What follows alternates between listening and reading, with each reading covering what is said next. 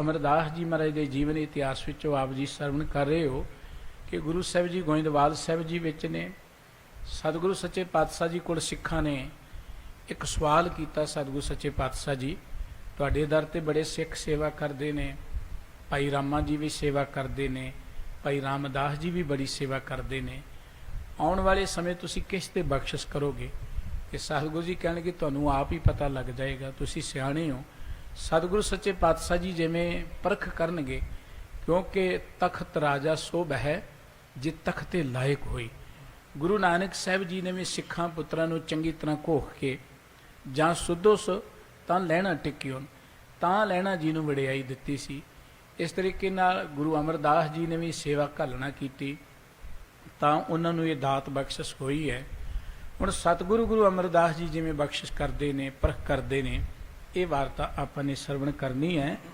ਆਓ ਗੁਰੂ ਪਿਆਰ 'ਚ ਜੁੜਦੇ ਹਾਂ, ਗੁਰੂ ਕੀ ਅਗਲੀ ਗਾਥਾ ਸਰਵਣ ਕਰਨ ਦੇ ਲਈ ਮਨ ਚਿਤ ਕਰਕੇ ਇਕਾਗਰ ਹੋਈਏ। ਮੁਖ ਤੋਂ ਸਾਰੇ ਹੀ ਉਚਾਰਨ ਕਰੀਏ ਜੀ, ਸਤਨਾਮ ਵਾਹਿਗੁਰੂ ਸਾਹਿਬ ਜੀ। ਪਰਖੇ ਜਾਏ ਨਾ ਜੇ ਤੁਮ ਪਾਸੀ, ਜਿਸ ਕੇ ਹਿਰਦੇ ਪ੍ਰੇਮ ਅਬਿਨਾਸੀ। ਸਤਿਗੁਰੂ ਜੀ ਨੇ ਸਿੱਖਾਂ ਨੂੰ ਇਹ ਗੱਲ ਕਹੀ ਕਿ ਵੈਸੇ ਤੁਸੀਂ ਆਪ ਹੀ ਜਾਣਦੇ ਹੋਗੇ ਕਿ ਗੁਰਗੱਦੀ ਦੇ ਲਾਇਕ ਕੌਣ ਹੈ ਜਾਂ ਕਿਹਦੇ ਮਨ 'ਚ ਪਿਆਰ ਹੈ, ਕੌਣ ਭਾਵ ਭਗਤੀ ਵਾਲਾ ਹੈ। ਪਰ ਜੇ ਤੁਹਾਡੇ ਮਨ 'ਚ ਇਹ ਤੁਸੀਂ ਨਹੀਂ ਪਰਖ ਸਕਦੇ, ਦੇਖ ਸਕਦੇ ਤਾਂ ਤੋ ਹਮ ਪਰਖ ਦੇ ਤੁਮ ਤਾਈ, ਰਾਖੋ ਗੋਪ ਨ ਕਹੋ ਕਦਾਈ। ਸਤਿਗੁਰੂ ਜੀ ਫਿਰ ਅਸੀਂ ਪਰਖ ਕਰ ਦਿੰਨੇ ਆ, ਤੁਸੀਂ ਦੇਖਦੇ ਰਹਿਣਾ, ਦੱਸਣਾ ਨਹੀਂ, ਕਿਸੇ ਨੂੰ ਪਰਖ ਹੋ ਜਾਏਗੀ। ਸਿੱਖਨ ਕੇ ਸੰਦੇਹ ਬਿਨਾਸ਼ਨ, ਨਿਜ ਪਾਸ਼ੇ ਥਾਪਨ ਸਿੰਘਾਸਨ। ਸਤਿਗੁਰੂ ਸੱਚੇ ਪਾਤਸ਼ਾਹ ਜੀ ਨੇ ਸਿੱਖਾਂ ਦੇ ਇਸ ਸੰਦੇਹ ਨੂੰ ਦੂਰ ਕਰਨ ਦੇ ਲਈ ਇਹਦੇ ਤੋਂ ਜਿਹੜੀ ਅਗਲੀ ਵੱਡੀ ਗੱਲ ਸੀ, ਮਹਾਨ ਗੱਲ ਸੀ, ਉਹ ਇਹ ਸੀ ਕਿ ਆਪਣੇ ਤੋਂ ਬਾਅਦ ਕਿਸ ਨੂੰ ਗੁਰਤਾ ਦੇ ਦੇਣੀ ਹੈ। ਗੁਰੂ ਨਾਨਕ ਸਾਹਿਬ ਜੀ ਦੀ ਜਦ ਕੀਰਤੀ ਕੀਤੀ ਵਿਦਵਾਨਾਂ ਨੇ, ਕਨਿੰਗਮ ਇਹ ਗੱਲ ਲਿਖਦਾ ਹੈ ਕਿ ਗੁਰੂ ਨਾਨਕ ਸਾਹਿਬ ਜੀ ਦੇ ਹੋਰ ਤੇ ਬੇਅੰਤ ਗੁਣ ਸਨ ਹੀ, ਲੇਕਿਨ ਸਭ ਤੋਂ ਵੱਡੀ ਵਡਿਆਈ ਇਹ ਸੀ ਕਿ ਉਹਨਾਂ ਨੇ ਆਪਣੇ ਤੋਂ ਬਾਅਦ ਆਪਣੇ ਵਰਗਾ ਭਾਈ ਲੈਣਾ ਜੀ ਲੱਭ ਲਿਆ। ਵੱਡੇ ਵੱਡੇ ਕਾਰੋਬਾਰ, ਵੱਡੀ ਵੱਡੀਆਂ ਸੰਸਥਾਵਾਂ, ਵੱਡੇ ਵੱਡੇ ਇਨਕਲਾਬ, ਵੱਡੇ ਵੱਡੇ ਰਾਜ ਪ੍ਰਬੰਧ, ਹੋਰ ਸਭਾ ਸੁਸਾਇਟੀਆਂ ਬਣ ਜਾਂਦੀਆਂ ਨੇ, ਲੇਕਿਨ ਉਹਨਾਂ ਨੂੰ ਚੱਲਦੇ ਰੱਖਣ ਦੇ ਲਈ ਇਹ ਸੋਚ ਹੋਣੀ ਕਿ ਇਹਨਾਂ ਨੂੰ ਕੌਣ ਚਲਾਏਗਾ, ਇਹ ਬਹੁਤ ਘੱਟ ਚੀਜ਼ ਮਿਲਦੀ ਹੈ। ਵੱਡੇ ਵੱਡੇ ਰਾਜ ਪ੍ਰਬੰਧ ਜਿਹੜੇ ਨੇ ਇਸ ਸੋਚ ਤੋਂ ਬਿਨਾਂ ਢਹਿ ਢੇਰੀ ਹੋ ਗਏ। ਸਾਡੇ ਕੋਲ ਬਹੁਤ ਵੱਡੀ ਉਦਾਹਰਣ ਹੈ ਕਿ ਗੁਰਸਿੱਖ ਯੋਧਿਆਂ ਨੇ ਬੇਅੰਤ ਕੁਰਬਾਨੀਆਂ ਕਰਕੇ ਇੱਕ ਬੜਾ ਵਧੀਆ ਰਾਜ ਕਾਇਮ ਕੀਤਾ, ਜਿਹਨੂੰ ਆਪਾਂ ਸਿੱਖ ਰਾਜ ਕਹਿੰਦੇ ਹਾਂ। 40 ਸਾਲ ਮਹਾਰਾਜਾ ਰਣਜੀਤ ਸਿੰਘ ਨੇ ਉਹ ਰਾਜ ਕੀਤਾ, ਜਿਹੜਾ ਇੱਕ ਆਦਰਸ਼ਕ ਰਾਜ ਸੀ, ਦੁਨੀਆ ਦੇ ਵਿੱਚ ਇੱਕ ਮਾਡਲ ਸੀ, ਨਮੂਨਾ ਸੀ। ਜਿਸ ਰਾਜ ਵਿੱਚ 40 ਸਾਲਾਂ 'ਚ ਕਿਸੇ ਨੂੰ ਮੌਤ ਦੀ ਸਜ਼ਾ ਨਹੀਂ ਹੋਈ, ਜਿਸ ਰਾਜ ਵਿੱਚ ਕਦੀ ਕੋਈ ਭੁੱਖਾ ਨਹੀਂ ਸੀ। ਇੰਨਾ ਆਰਥਿਕ ਪੱਖ ਤੋਂ ਅਮੀਰ ਰਾਜ ਸੀ ਸਾਡਾ ਕਿ ਇੰਗਲੈਂਡ ਵਾਲੇ ਲੋਕ ਸਿੱਖ ਰਾਜ ਵਿੱਚ ਆ ਕੇ ਨੌਕਰੀ ਕਰਦੇ ਸਨ। ਫਰਾਂਸ ਦਾ ਜਨਰਲ ਵੈਂਤੁਰਾ ਸਿੱਖ ਫੌਜ ਦੇ ਵਿੱਚ ਸੀ। ਤਕਰੀਬਨ 11 ਕੁ ਜਿਹੜੇ ਸਨ ਕਮਾਂਡਰ, ਉਹ ਬ੍ਰਿਟਿਸ਼ ਜਾਂ ਇੰਗਲੈਂਡ ਤੋਂ ਜਾਂ ਫਰਾਂਸ ਤੋਂ ਜਿਹੜੇ ਸਿੱਖ ਆਰਮੀ 'ਚ ਸਰਵਿਸ ਕਰਦੇ ਸਨ। ਐਡਾ ਵੱਡੀਆ ਦੁਨੀਆ ਦੀ ਸਭ ਤੋਂ ਅਗਰ ਕੋਈ ਪਾਵਰਫੁਲ ਆਰਮੀ ਸੀ, ਜਿਹਦੇ ਕੋਲ ਬ੍ਰਿਟਿਸ਼ ਆਰਮੀ ਵੀ ਡਰਦੀ ਸੀ, ਤੇ ਉਹ ਸਿੱਖ ਆਰਮੀ ਸੀ। ਇਹ ਗੱਲ ਵੱਖਰੀ ਹੈ ਕਿ ਸਾਡਾ ਇਤਿਹਾਸ ਹੀ ਜਿਹੜਾ ਵਿਗਾੜ ਦਿੱਤਾ ਗਿਆ, ਸਾਨੂੰ ਪੜ੍ਹਾਇਆ ਨਹੀਂ ਜਾਂਦਾ, ਔਰ ਨਾ ਪੜ੍ਹਨ ਵਾਲੀ ਕੋਈ ਚੀਜ਼ ਰਹਿਣ ਦਿੱਤੀ ਗਈ, ਸਾਡੇ ਸਾਹਿਤ ਨੂੰ ਵਿਗਾੜ ਦਿੱਤਾ ਗਿਆ। ਔਰ ਮਹਾਰਾਜਾ ਰਣਜੀਤ ਸਿੰਘ ਨੇ ਉਸ ਵੇਲੇ ਦਾ ਐਜੂਕੇਸ਼ਨ ਸਿਸਟਮ ਇੰਨਾ ਵਧੀਆ ਬਣਾਇਆ ਸੀ। ਇੱਕ ਦਿਨ ਲਾਹੌਰ ਦੇ ਇੱਕ ਮੁਸਲਮਾਨ ਪ੍ਰੋਫੈਸਰ ਦੇ ਮੁਖ ਤੋਂ ਇਹ ਗੱਲ ਸੁਣ ਰਿਹਾ ਸਾਂ ਕਿ ਮਹਾਰਾਜੇ ਦੇ ਰਾਜ ਵਿੱਚ ਹਰ ਮਨੁੱਖ ਚਿੱਠੀ ਪੜ੍ਹ ਸਕਦਾ ਸੀ, ਲਿਖ ਸਕਦਾ ਸੀ। ਉਹਨੇ ਇੰਨਾ ਵਧੀਆ ਸਿਸਟਮ ਬਣਾਇਆ ਸੀ, ਇੱਕ ਬਾਲ ਬੋਧ ਕਾਇਦਾ ਬਣਾਇਆ ਸੀ। ਪਿੰਡਾਂ ਵਿੱਚ ਮਸੀਤਾਂ ਦੇ ਰਾਹੀਂ, ਮਦਰਸਿਆਂ ਦੇ ਰਾਹੀਂ ਹਰ ਮਨੁੱਖ ਨੂੰ ਐਜੂਕੇਟ ਕਰ ਦਿੱਤਾ ਸੀ। ਤੇ ਬ੍ਰਿਟਿਸ਼ ਗਵਰਨਮੈਂਟ ਨੇ ਸਭ ਤੋਂ ਪਹਿਲਾਂ ਜਦੋਂ ਸਿੱਖ ਰਾਜ ਨੂੰ ਕਾਬੂ ਕੀਤਾ, ਉਹ ਕਾਇਦਾ ਖਤਮ ਕੀਤਾ ਕਿ ਲੋਕਾਂ ਨੂੰ ਅਨਪੜ੍ਹ ਰੱਖਿਆ ਜਾਏ, ਲੋਕ ਐਜੂਕੇਟ ਨਾ ਹੋਣ। ਸਭ ਤੋਂ ਵੱਡਾ ਜਦੋਂ ਕਿਸੇ ਕੌਮ ਨੂੰ ਮਾਰਨਾ ਹੁੰਦਾ ਹੈ ਨਾ, ਤੇ ਉਹਦੀ ਬੋਲੀ ਨੂੰ ਖਤਮ ਕੀਤਾ ਜਾਂਦਾ ਹੈ।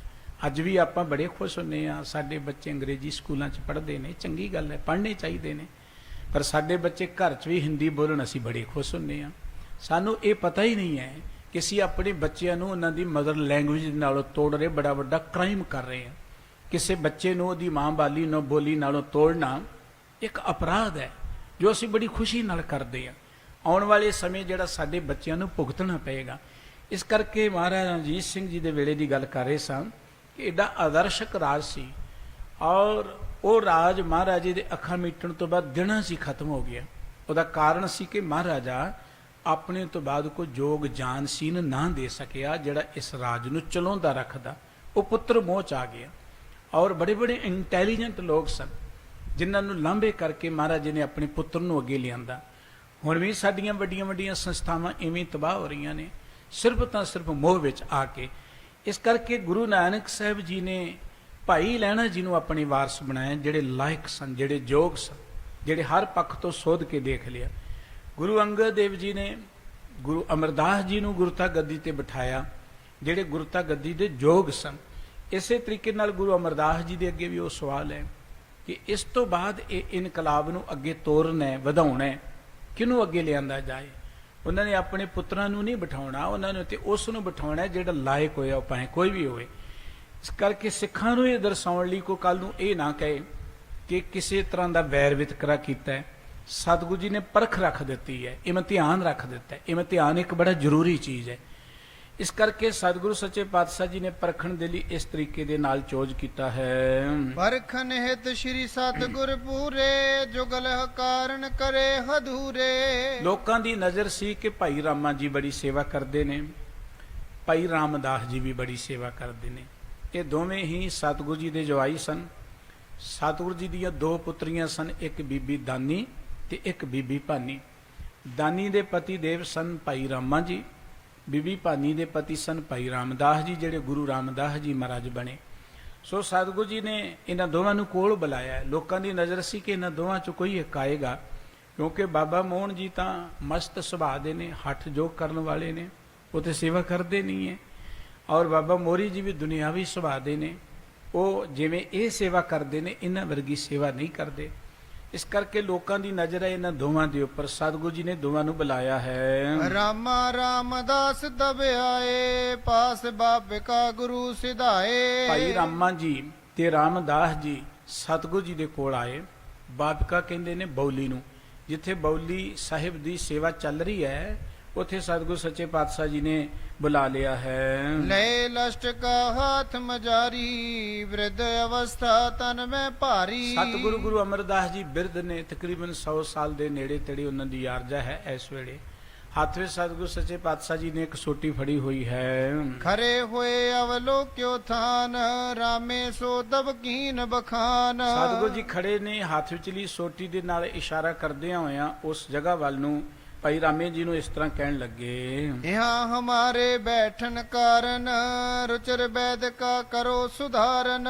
ਵੇਦਕਾ ਕਿਹਾ ਜਾਂਦਾ ਥੜੇ ਨੂੰ। ਸਤਿਗੁਰੂ ਜੀ ਕਹਿਣਗੇ ਭਾਈ ਰਾਮਾ, ਆ ਜਿਹੜੀ ਜਗ੍ਹਾ ਹੈ ਨਾ, ਇੱਥੇ ਇੱਕ ਵਧੀਆ ਜਿਹਾ ਥੜਾ ਬਣਾਓ। ਸੰਗਤਾਂ ਆਉਂਦੀਆਂ ਨੇ, ਇੱਥੇ ਆਪਾਂ ਬੈਠਿਆ ਕਰਾਂਗੇ ਥੜੇ ਦੇ ਉੱਪਰ। ਬੈਠਣ ਦੇ ਲਈ ਸੁੰਦਰ ਥੜਾ ਬਣਾ ਦਿਓ ਇੱਕ। हिम कह सतगुर करी लकीर, इस बिद चिन्हवावो थल थीर। ਇਸ ਤਰ੍ਹਾਂ ਕਹਿ ਕੇ ਸਤਿਗੁਰੂ ਜੀ ਨੇ ਨਿਸ਼ਾਨ ਲਗਾਤਾ, ਲਕੀਰ ਲਗਾ ਦਿੱਤੀ ਕਿ ਇੰਨੀ ਕੁ ਥਾਂ ਵਿੱਚ ਐਡਾ ਕੋ ਉੱਚਾ ਥੜਾ ਬਣਨਾ ਚਾਹੀਦਾ ਹੈ। बहुरो दिशा दूसरी गए, ताह सदान बिग ठांडे पहे। ਇਸ ਨੂੰ ਇੱਥੇ ਕਾਰੇ ਲਾ ਕੇ ਸਤਿਗੁਰੂ ਜੀ ਦੂਸਰੇ ਬੰਨੇ ਚਲੇ ਗਏ, ਉੱਥੇ ਜਾ ਕੇ ਖਲੋ ਗਏ ਹਨ। रामदास की दिशा निहारा, करण कार को गुरु उचारा। ਭਾਈ ਰਾਮਦਾਸ ਜੀ ਵੱਲ ਦੇਖਿਆ ਸਤਿਗੁਰੂ ਜੀ ਨੇ ਤੇ ਇਸ ਤਰ੍ਹਾਂ ਕੰਮ ਕਰਨ ਦੇ ਲਈ ਕਿਹਾ ਹੈ। इस देश बैठन हेत हमारे, थड़ी बनावो रुचर प्रकारे। ਕਿ ਐਸ ਬੰਨੇ ਇੱਕ ਥੜਾ ਤੁਸੀਂ ਬਣਾ ਦਿਓ, ਇੱਥੇ ਬੈਠਿਆ ਕਰਾਂਗੇ, ਸੰਗਤਾਂ ਨਾਲ ਬਚਨ ਬਿਲਾਸ ਕਰਿਆ ਕਰਾਂਗੇ। कर लकीर को तिसे बतायो, इस बिद कह कर तुम चिन्हवायो। ਲਕੀਰ ਨਾਲ ਨਿਸ਼ਾਨ ਲਗਾ ਦਿੱਤਾ, ਦੱਸ ਦਿੱਤਾ ਕਿ ਇਸ ਤਰ੍ਹਾਂ ਦਾ ਥੜਾ ਜਿਹੜਾ ਹੈ ਤੁਸੀਂ ਬਣਾਉਣਾ ਹੈ। इस पर बैठे प्रातः काल, तिस पर संध्या होए सुख नाल।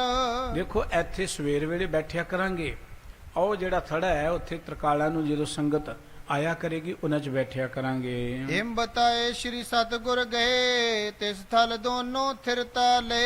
ਸਤਿਗੁਰੂ ਜੀ ਇਵੇਂ ਕਹਿ ਕੇ ਆਪ ਚਲੇ ਗਏ। ਭਾਈ ਰਾਮਾ ਜੀ ਤੇ ਰਾਮਦਾਸ ਜੀ ਉਸੇ ਸਥਾਨ ਤੇ ਖਲੋ ਕੇ ਸੇਵਾ ਕਰਦੇ ਰਹੇ। पृथक पृथक थल बैठन केरा, लगे करावन को तिस बेरा। ਦੋਵੇਂ ਵੱਖੋ ਵੱਖਰੇ ਥਾਂ ਤੇ ਸਤਿਗੁਰੂ ਜੀ ਦੇ ਬੈਠਣ ਦੇ ਲਈ ਥੜਾ ਬਣਾਉਣ ਲੱਗ ਪਏ। ਦਿਨ ਸਗਰੇ ਮੈਂ ਕਾਰ ਕਰਾਏ ਸੰਧਿਆ ਪਈ ਗੁਰੂ ਤਬ ਆਏ। ਸਾਰਾ ਦਿਨ ਇਹ ਕੰਮ ਕਰਦੇ ਰਹੇ।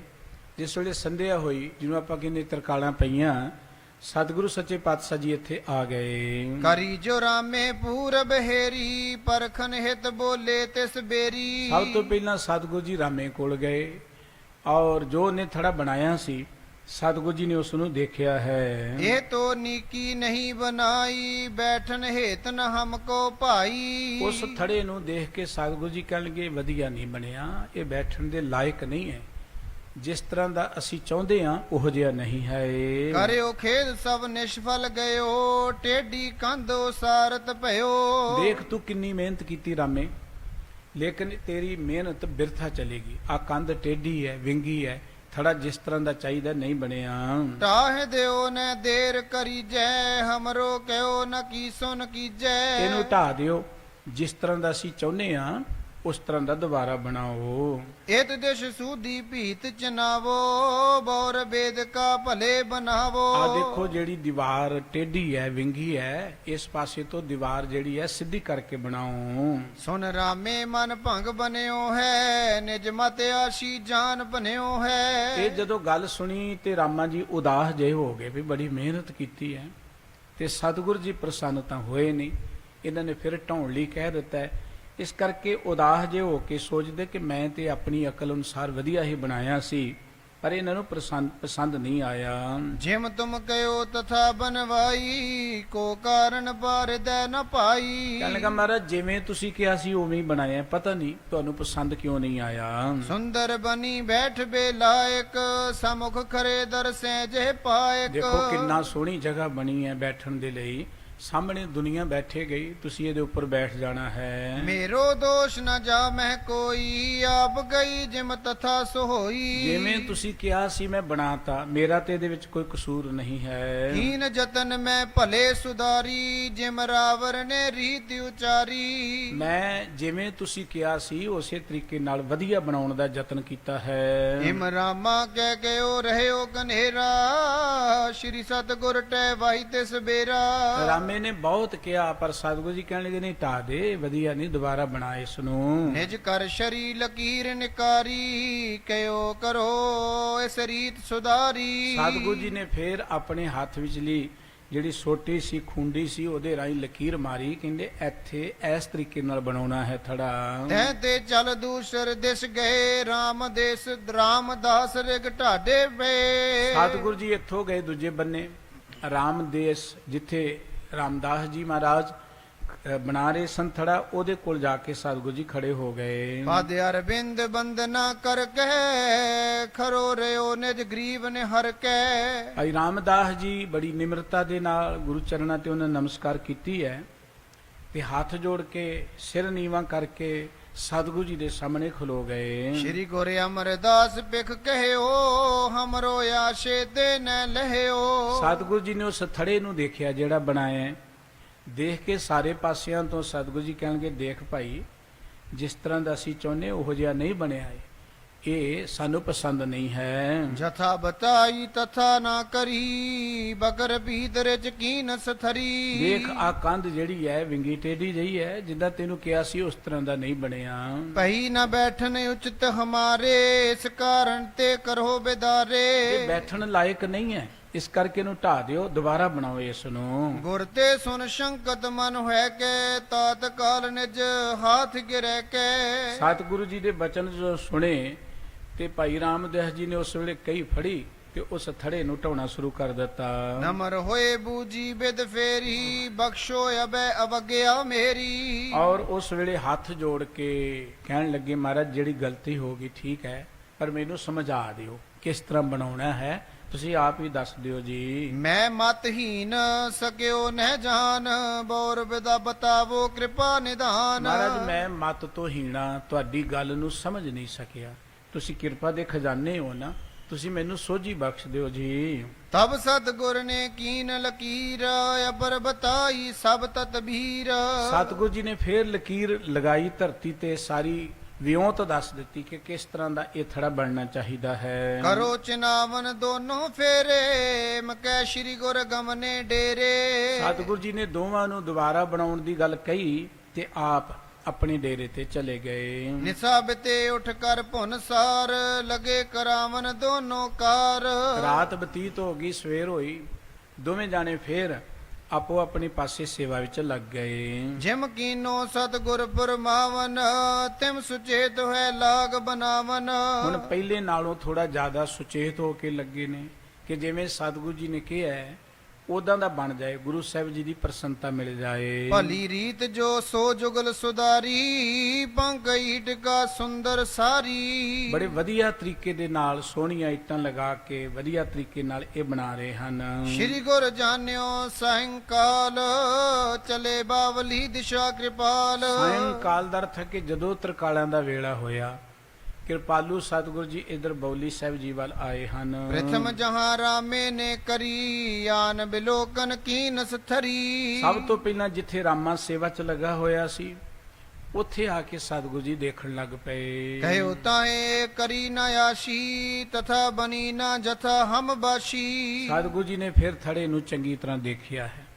ਦੇਖ ਦਾਖ ਕੇ ਸਾਰੇ ਪਾਸਿਆਂ ਤੋਂ ਸਤਿਗੁਰੂ ਜੀ ਕਹਿਣ ਲੱਗੇ, ਰਾਮਿਆ ਇਹ ਵੀ ਵਧੀਆ ਨਹੀਂ ਬਣਿਆ, ਜਿੱਦਾਂ ਦਾ ਅਸੀਂ ਚਾਹੁੰਦੇ ਹਾਂ ਤੂੰ ਬਣਾ ਨਹੀਂ ਸਕਿਆ ਉਹ ਜਿਹਾ। ਕਰੋ ਬਿਦਾਰਨ ਫੇਰ ਬਿਨਾਵੋ ਬਿਨ ਮਤ ਦੇ ਸੰਵਾਦ ਕਰਾਵੋ। ਇਹਨੂੰ ਢਾ ਦਿਓ, ਦੁਬਾਰਾ ਬਣਾਓ। ਦੇਖੋ ਥੋੜਾ ਹੋਸ਼ ਦੇ ਨਾਲ ਬਣਾਓ, ਇੰਨੀ ਮਿਹਨਤ ਕਰਦੇ ਹੋ ਤੁਸੀਂ, ਤੁਹਾਡੀ ਮਿਹਨਤ ਬਿਰਥੀ ਤੁਰੀ ਜਾ ਰਹੀ ਹੈ। ਸੁਨ ਰਾਮੇ ਨਿਜਰ ਦੇ ਵਿਚਾਰਾ ਮੈਨੀ ਕੇ ਥਲ ਥਰੀ ਸੁਧਾਰਾ। ਇਹ ਸੁਣ ਕੇ ਰਾਮਾ ਮਨ ਵਿੱਚ ਸੋਚਣ ਲੱਗਾ ਕਿ ਮੈਂ ਤੇ ਬਹੁਤ ਵਧੀਆ ਬਣਾਇਆ ਹੈ, ਬੜੀ ਮਿਹਨਤ ਵੀ ਕੀਤੀ ਹੈ। ਕਹਿਣ ਲੱਗਿਓ ਮੈਂ ਤਥਾ ਬਨਾਈ ਜਿਸ ਬਿਦ ਤੁਮਨੇ ਦੀਨ ਬਤਾਈ। ਤੇ ਸਤਿਗੁਰੂ ਜੀ ਨੂੰ ਕਹਿਣ ਲੱਗਾ, ਮਹਾਰਾਜ ਜਿਵੇਂ ਤੁਸੀਂ ਕਿਹਾ ਸੀ ਮੈਂ ਉਵੇਂ ਹੀ ਬਣਾਇਆ ਹੈ ਔਰ ਵਧੀਆ ਬਣਿਆ ਹੈ। ਇਹ ਵੀ ਥੜਾ ਜਿਹੜਾ ਹੈ ਬਨੀ ਰੁਚਰ ਬੈਠਬ ਕੇ ਜੋਗ ਦੇਖਦ ਕਰੇ ਸਰਾਹਨ ਲੋਗ। ਮਹਾਰਾਜ ਹੋਰ ਜਿਨ੍ਹਾਂ ਲੋਕਾਂ ਨੇ ਦੇਖਿਆ ਉਹ ਤੇ ਕਹਿੰਦੇ ਬਹੁਤ ਵਧੀਆ ਹੈ, ਸਾਰੇ ਬੜੀ ਇਹਦੀ ਸਲਾਹਤ ਕਰਦੇ ਨੇ ਕਿ ਇਹ ਬੜੀ ਸੋਹਣੀ ਜਗ੍ਹਾ ਬਣੀ ਹੈ। ਮੈਂ ਕੈਸੇ ਕਰ ਦਿਉ ਟਹਾਈ ਇਸ ਤੇ ਆਸ਼ੀ ਕਿਆ ਬਨ ਜਾਈ। ਤੁਸੀਂ ਦੱਸੋ ਕਿ ਇਦੋਂ ਵਧੀਆ ਹੋਰ ਕੀ ਬਣੇਗਾ, ਇੰਨੀ ਸੋਹਣੀ ਚੀਜ਼ ਬਣ ਗਈ, ਇਹਨੂੰ ਕਿਵੇਂ ਢਾ ਦੇਵਾਂ ਮੈਂ। ਤਬ ਸਤਗੁਰ ਨੇ ਦਈ ਟਹਾਏ ਕਰੀ ਕਾਰ ਪੁਨ ਭਲੇ ਬਤਾਏ। ਸਤਿਗੁਰੂ ਜੀ ਨੇ ਕਿਹਾ ਇਹਨੂੰ ਢਾ ਦੇ। ਫਿਰ ਦੁਬਾਰਾ ਸਤਿਗੁਰੂ ਜੀ ਨੇ ਦੱਸਿਆ ਕਿ ਇਸ ਤਰੀਕੇ ਨਾਲ ਬਣਨਾ ਚਾਹੀਦਾ ਹੈ। ਇਸ ਪ੍ਰਕਾਰ ਕੀਜੈ ਸ਼ੁਭ ਥਰੀ ਸੁਰਤ ਸੰਭਾਰੋ ਮਤ ਧਰੀ। ਸਤਿਗੁਰੂ ਜੀ ਕਹਿਣਗੇ ਜਿਹੜਾ ਹੋਸ਼ ਦੇ ਨਾਲ ਕਾਰਜ ਕਰ ਭਾਈ ਰਾਮੇ, ਜੋ ਅਸੀਂ ਚਾਹੁੰਦੇ ਆ ਉਸ ਤਰੀਕੇ ਦੀ ਬਣਾ, ਵਧੀਆ ਤਰੀਕੇ ਨਾਲ ਬਣਾ ਇਸ ਨੂੰ। ਰਾਮਦਾਸ ਕੀ ਦਿਸ਼ ਚੱਲ ਗਏ ਹੇਰ ਥਰੀ ਕੋ ਉਚਰਤ ਭਏ। ਸਤਿਗੁਰੂ ਸੱਚੇ ਪਾਤਸ਼ਾਹ ਜੀ ਇੱਥੋਂ ਤੁਰੇ, ਜਿੱਥੇ ਰਾਮਦਾਸ ਜੀ ਲੱਗੇ ਸਨ ਸੇਵਾ ਵਿੱਚ, ਉੱਥੇ ਪਹੁੰਚ ਗਏ ਹਨ। ਏਤੈ ਨਿੱਕੀ ਨਹੀਂ ਬਣਾਈ ਬੈਠ ਬਕਾਰਮ ਹਮੋ ਨਾ ਭਾਈ। ਉਸ ਥੜੇ ਨੂੰ ਵੀ ਦੇਖਿਆ ਸਤਿਗੁਰੂ ਜੀ ਨੇ ਜਾ ਕੇ ਆਸੇ ਪਾਸੇ ਤੋਂ। ਕਹਿਣਗੇ ਭਾਈ ਰਾਮਦਾਸ ਇਹ ਤੂੰ ਵਧੀਆ ਨਹੀਂ ਬਣਾਇਆ, ਬੈਠਣ ਦੀ ਯੋਗ ਨਹੀਂ ਹੈ, ਜਿਹੋ ਜਿਹਾ ਅਸੀਂ ਚਾਹੁੰਦੇ ਉਹੋ ਜਿਹਾ ਨਹੀਂ ਬਣਿਆ। ਕਰੋ ਵਿਦਾਰਨ ਰਾਖੋ ਨਾਹੇ ਕਹਿਓ ਨਾ ਲਖਿਓ ਤੁਮੋ ਮਨ ਮਾਹੇ। ਜੋ ਤੈਨੂੰ ਕਿਹਾ ਸੀ ਤੂੰ ਸਮਝਿਆ ਨਹੀਂ ਹੈ, ਇਸ ਕਰਕੇ ਇਹਨੂੰ ਢਾ ਦੇ, ਇਹਨੂੰ ਰਹਿਣ ਨਾ ਦੇ, ਇਹਨੂੰ ਢਾ ਦੇ, ਦੁਬਾਰਾ ਬਣਾ ਇਸ ਨੂੰ। ਸੁਨ ਸਤਿਗੁਰ ਕੇ ਬਾਕਨ ਸ਼ੌਨ ਢਾਨ ਕਰੀ ਤਰੇ ਮੁਖ ਮੌਨ। ਸਤਿਗੁਰੂ ਜੀ ਦੇ ਬਚਨ ਸੁਣ ਕੇ ਕੋਈ ਗੱਲ ਨਹੀਂ ਕੀਤੀ ਅੱਗੋਂ, ਚੁੱਪ ਕਰਕੇ ਉਹਨੂੰ ਢਾਉਣ ਲੱਗ ਪਏ ਹਨ। ਔਰ ਬਹਿ ਦਰ ਕੇ ਬੋਲਿਓ ਫੇਰ ਤੁਮਰੀ ਮਤੀ ਅਗਾਧ ਵਡੇਰ। ਬੜਾ ਅਦਬ ਦੇ ਨਾਲ, ਅੰਦਰੋਂ ਭਾਵਨਾ ਦੇ ਨਾਲ ਹੱਥ ਜੋੜ ਕੇ ਬੋਲਦੇ ਆ। ਭਾਈ ਰਾਮਦਾਸ ਜੀ ਨੇ ਕਿਹਾ, ਮਹਾਰਾਜ ਤੁਸੀਂ ਸਮਰੱਥ ਹੋ, ਮੈਂ ਤਾਂ ਇੰਨਾ ਗਿਆਨਵਾਨ ਨਹੀਂ ਆ, ਤੁਸੀਂ ਕਿਰਪਾ ਕਰਕੇ ਮੈਨੂੰ ਸੋਝੀ ਦੇ ਦਿਓ ਜੀ। ਹਮ ਮਤ ਮੰਦ ਸਕੇ ਨ ਜਾਨ ਤੋ ਕਿਰਪਾ ਤੁਮ ਕਰੋ ਮਹਾਨ। ਮਹਾਰਾਜ ਮੇਰੀ ਮਤ ਜਿਹੜੀ ਉਜਲ ਨਹੀਂ ਹੈ, ਮੈਂ ਸਮਝ ਨਹੀਂ ਸਕਿਆ, ਤੁਸੀਂ ਕਿਰਪਾ ਕਰਕੇ ਦੱਸੋ ਕਿ ਮੈਂ ਕਿਵੇਂ ਬਣਾਵਾਂ। ਬਿਸਰ ਜਾਤ ਹਮਰੀ ਮਤ ਥੋਰੀ ਬਖਸ਼ੋ ਖਤਾ ਆਪ ਅਬ ਮੇਰੀ। ਮੇਰੀ ਮਤ ਥੋੜੀ ਹੈ, ਕਮਜ਼ੋਰ ਹੈ, ਜੋ ਤੁਸੀਂ ਕਹਿੰਦੇ ਮੈਂ ਭੁੱਲ ਜਾਣਾ, ਤੁਸੀਂ ਮੇਰੀ ਭੁੱਲ ਮਾਫ ਕਰ ਦਿਓ ਤੇ ਅੱਗੇ ਤੋਂ ਬਖਸ਼ਿਸ਼ ਕਰ ਦਿਓ ਜੀ। जिस प्रकार की देव बताए हित रावर के अभय बनाए। ਮਹਾਰਾਜ ਜੀ ਜਿਸ ਤਰ੍ਹਾਂ ਹੁਕਮ ਕਰੋਗੇ ਮੈਂ ਉਸ ਤਰ੍ਹਾਂ ਦਾ ਬਣਾ ਦੇਵਾਂਗਾ, ਮੈਨੂੰ ਸੋਝੀ ਦੇ ਦਿਓ ਜੀ। सुन सतगुर ने करी लकीर इस विद करो थरी धर तीर। ਸਤਿਗੁਰੂ ਜੀ ਨੇ ਫਿਰ ਉਸ ਆਪਣੀ ਹੱਥ ਵਿਚਲੀ ਖੂੰਡੀ ਦੇ ਨਾਲ ਲਕੀਰ ਵਾਹ ਦਿੱਤੀ, ਦੱਸ ਦਿੱਤਾ ਕਿ ਇਸ ਤਰ੍ਹਾਂ ਦਾ ਬਣਨਾ ਚਾਹੀਦਾ ਹੈ। हिम दोनों को फेर बताए मंद मंद गमने निज थाए। ਸਤਿਗੁਰੂ ਜੀ ਦੋਵਾਂ ਨੂੰ ਦੱਸ ਕੇ ਸਹਿਜੇ ਸਹਿਜੇ ਆਪਣੇ ਸਥਾਨ ਤੇ ਆ ਗਏ। पही प्रभात